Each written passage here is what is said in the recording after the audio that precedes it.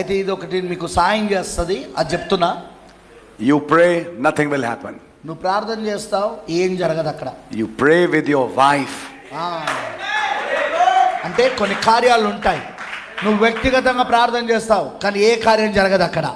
కానీ నువ్వు నీ భార్యతో ప్రార్థన చేసినప్పుడు immediately it will be heard. వెంటనే అక్కడ కార్యం జరుగుతుంది అక్కడ. Which prayers? ఏం ప్రార్థనలు అవి? Especially the prayers for your children. ప్రత్యేకంగా మీ పిల్లల కోసం చేసే ప్రార్థన. You pray alone, sister, you pray alone, brother, nothing will happen. సోదరుడా, నువ్వు వ్యక్తిగతంగా నువ్వు ప్రార్థన చేస్తున్నావు ఒంటరిగా, సోదరి నువ్వు ఒంటరిగా ప్రార్థన చేస్తున్నావు అంటే పిల్లల కోసం, Nothing will happen. ఏం జరగదు అక్కడ, ఏం జరగదు. You sit together. కానీ ఇద్దరు కలిసి కూర్చోండి. Next thing, తర్వాత విషయం, I'm not preaching a doctrine, but I'm just saying something. అయితే నేను ఇక్కడ ఒక సిద్ధాంతాన్ని బోధిస్తున్నాను కానీ ఈ విషయాలు చెప్తున్నా.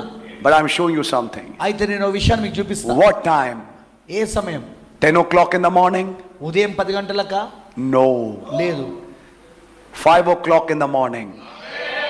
ఉదయం 5 గంటలకు లేచి. God is not just interested in your prayer. He is interested in your prayer which has a sacrifice.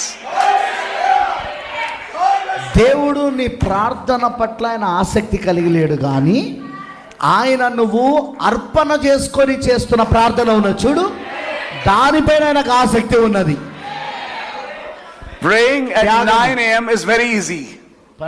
Praying at 9 a.m. is very easy. ఉదయం 9 గంటలకు ప్రార్థన చేయడం చాలా సులువు. But getting up at 4 o'clock, 3 o'clock, 5 o'clock and you're sleepy and then getting up.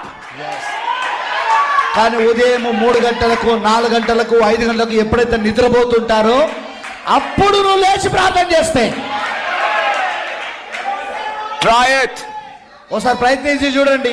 I'm saying, try it. నేను చెప్తున్నాను, ప్రయత్నించి చూడండి.